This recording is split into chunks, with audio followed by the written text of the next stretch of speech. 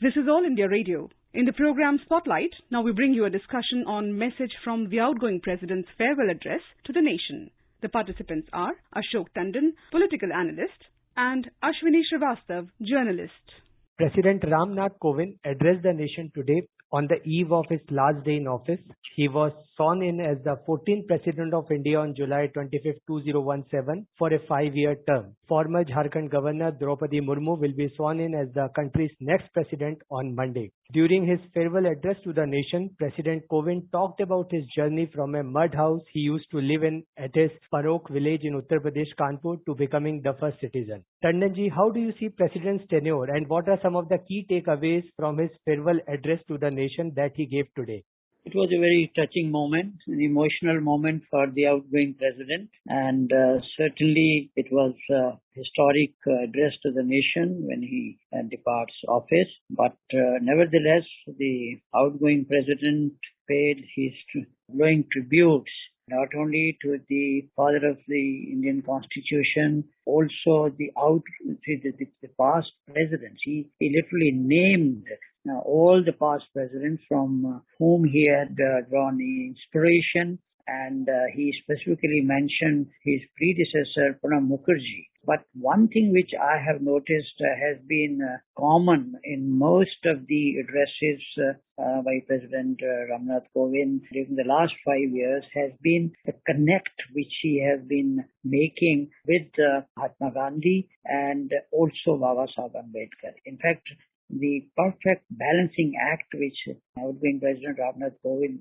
always made between the philosophy of Mahatma Gandhi, the teachings of Mahatma Gandhi, as well as the teachings of Baba Sahib Ambedkar. But he also mentioned the present situation in the country as well as some of his common concerns. He has always mentioned about water conservation, environment, and health care. All these things were there very much in outgoing President Ramnath Kovind's address to the nation. And he also mentioned that next month India will enter Amrit Kal, the 25 years period leading to centenary of independence. And he said that the nation has been celebrating Azadi Ka Amrit Mahotsav. And in that context, he said again, as he has been talking, that we must be more careful to protect nature as well as all other living beings in our daily lives and routine choices. We must be more careful to protect nature. And but he began his address by referring to his own modest background, and then he mentioned the mud house from where he started his life. Then he also mentioned his visit to his native village where he met his old teachers. At the end of his speech, he also expressed heartfelt gratitude to all senior citizens and the public representatives and everybody. So it was a very emotional farewell address to the nation, but nevertheless, the issues which he addressed, like as I said, environment, our land, air, water, and all that for the sake of our children. That was a very important message. Another outlying message, of course, was Mother Nature, he said, is in deep agony. Climate crisis can endanger the very future of this planet. So in that context, he said that he firmly believes that our country getting equipped to make 21st century the century of India. He went on to talk about the national education policy, which he said will go a long way. Young Indians to connect with their heritage. Like that, so many issues were addressed, but I think the most important message which he said was that the pandemic would underline the need to further improve the public health care infrastructure, and he said that he is glad that the government has accorded top priority to this task.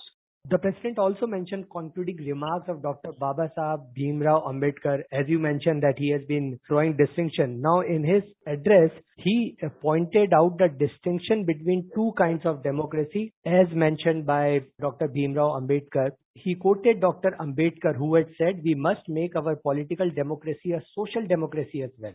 Political democracy cannot last unless there lies at the base of its social democracy. What does social democracy mean? It means a way of life which recognizes liberty, equality, and fraternity as the principle of life. These principles of liberty, equality, and fraternity are not to be treated as separate items in a trinity. They form a union of trinity in the sense that to divorce one from the other is to defeat the very purpose of democracy. These were the words spoken by Dr. Ambedkar in his concluding remark in the Constituent Assembly before the Constitution was adopted. And Kovind, in his address today, said that this trinity of ideals is lofty, noble, and uplifting, and they must not be mistaken for abstraction. How do you find this assertion by him? See, you very rightly said that the founding fathers of our constitution, they were all concerned about the democratic process. And that is exactly why he quoted Baba Sahib Ambedkar's concluding remarks in the Constituent Assembly, that mere political democracy is not sufficient for a country like India, which has so much of diversity. There are so much of problems, healthcare. So we should have a social democracy. We should have economic democracy. And invariably, President Ramnath Kovind has been talking about this emancipation of the downtrodden, deprived sections of the society. He has been talking about women empowerment. All these issues were addressed again today. And the emphasis has been that a lot has already been done, but a lot more needs to be done. And he, in fact, was very particular in mentioning the economic situation and in the hardship still being faced by a large section of the deprived section of the society. So his emphasis was that the country needs to do more about that, for the welfare of these sections of the society. And that is why he invariably quotes Mahatma Gandhi and Baba Sahib Ambedkar, because both of them were all the time talking about the welfare of the deprived sections of the society. And this has been the hallmark of President Kovid's address. As you mentioned in your opening remark, that the President also talked about healthcare, a very important topic these days. He said the pandemic has underlined the need to further improve the public healthcare infrastructure. And I would quote him, he said, "I am glad that the government has accorded top priority to this task." How do you see this assertion of him at this point of time when the country is still grappling the coronavirus pandemic and its after effects? Exactly. He also, in a way, commended the performance of the present government in tackling not only corona pandemic, but also paying, utmost attention to primary health care and the welfare of the women. So healthcare has been always a very important factor of his addresses, and this time also. But he said a lot has been done, but still a lot more needs to be done on the healthcare front as well. The President also talked about protecting environment, a very important thing that he pitched towards the very end of his address. And again, I would like to quote two sentences from his speech. He said, "We must take care of our environment, our land, air and water for the sake of our children. In our daily lives and routine choices, we must be more careful to protect our trees, rivers, seas and mountains as well as all other living beings. As a first citizen, if I have to give one advice to my fellow citizens, it has to be this." I feel this is the key takeaway from his today's speech. Certainly. And then he also, in a way, in his farewell address, said that he is demitting office fully satisfied that he discharges duties within the framework of the Constitution to the best of his abilities, and that is something with that satisfaction he is now demitting office today. It was a very emotional, but at the same time, a very statesman-like address to the nation in which he quoted founding fathers of the Constitution, all the previous presidents from where he drew inspiration, and also without forgetting, he mentioned that he always believed in the principle of non-violence of Mahatma Gandhi, and also the social cause for which Baba Sahib Ambedkar always fought, and in a way representing the deprived section of the society even while occupying the highest office in the country. And that was his concern, and he still, in a way, parting message was that the society, the nation and the government, they need to do much more to ensure welfare of the weaker section, deprived sections of the society. I would like to quote a few of his statement where he mentioned about Gandhiji. He said that his advice, that is Gandhiji advice of recalling the face of the poorest man and asking myself if the step I am about to take will be of any use to him. At the end of repeating myself, he said, I will urge you all to contemplate Gandhiji's life and teachings at least for a few minutes every day. Tandonji, as you pointed out, he is clearly asking each one of to do whatever we do in our daily lives to ensure that there is something good for the downtrodden ones, for the neglected ones. In his opening remarks, President Kovind also mentioned that, he got a great energy and zeal every time he met country's soldier and policemen. And here I would like to mention that he had also visited during his tenure country's forward post in Siachen, the highest battleground. What would you say? Certainly. Of course, all these achievements are there recorded.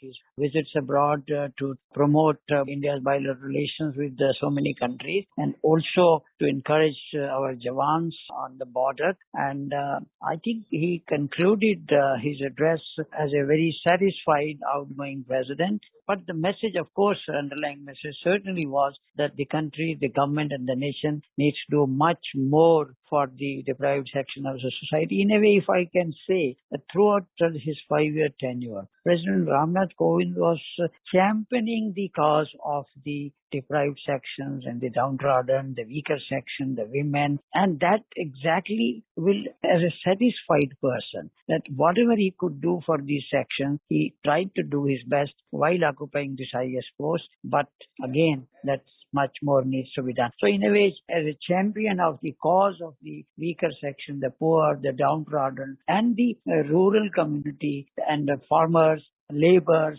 so all these sections has always been very much in his heart. And that heart he was pouring out today while demeting the office. And I think the message to the nation should be, as you very rightly said, it is not only the duty of the government, but also of every citizen. Think about the welfare of these deprived sections of the society. President Kovind talked about most memorable moments of his life, and he mentioned that his visit to his hometown Parok during his term was one of the most memorable moments. And this year he said the Prime Minister also honored his village Parok with his visit. The Prime Minister has also visited his village, and in this regard he suggested the younger generation to continue the tradition of staying connected with their village or town, their schools and teachers. President Kovind also mentioned when he reached there, he bowed down and touched the soil of his birthplace. How do you see this suggestion which he is making to the younger generation to stay connected with their roots? Of course, that has been the hallmark of Indian tradition, Indian culture, Indian ethos,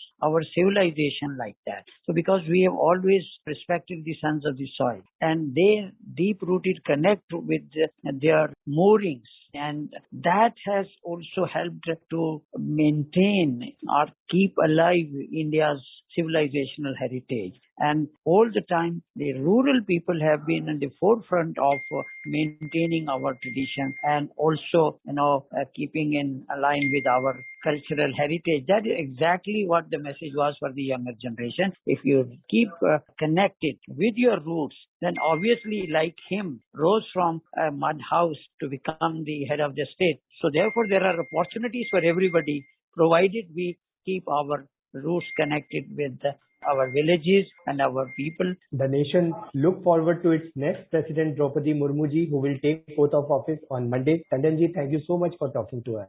Thank you very much. You were listening to a discussion on message from the outgoing president's farewell address to the nation. The participants were Ashok Tandon, political analyst, and Ashwini Srivastav, journalist. This program was produced and presented by the News Services Division of All India Radio. You can listen to it on our mobile app, News on AIR. This program is also available on our YouTube channel, News on AIR Official. You may email your opinion about this program at airnsdtalks@gmail.com.